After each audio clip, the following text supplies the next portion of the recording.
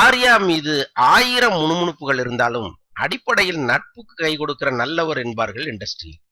Release நேரத்தில் அவர் விட்டு கொடுத்த சம்பள பாக்கியை மொத்தமாக சேர்த்தால் ரஜினியை வைத்தே படம் எடுத்து விடலாம். அந்த அளவுக்கு விட்டு கொடுத்தே கெட்டு போனவர் அவர்.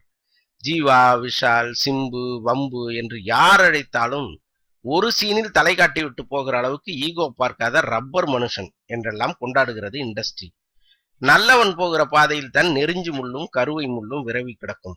சமயம் பார்த்து பொசுக்கென்று குத்தும். அப்படி ஒரு துரதிர்ஷ்டம் இப்போது ஆர்யாவுக்கு. அவரது கடைசி நேர படங்கள் எதுவும் சொல்லிக் கொள்ளும்படி இல்லை.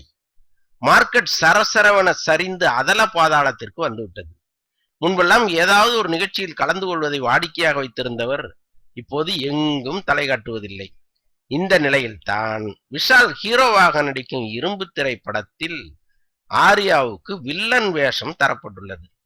நண்பன் விஷாலுக்காக ஒப்புக்கொண்டாரா அல்லது வர்ற படத்தை விட வேண்டாம் என்று ஒப்புக்கொண்டாரா, அது அந்த ஆர்யாவுக்கே வெளிச்சம். ஆனால் பட்டத்து யானை ஒன்று சோளப்போரி போதும்னு அடங்கிறதோ ஒடுங்கிறதோ அடுக்கவே அடுக்காது ஆர்யா.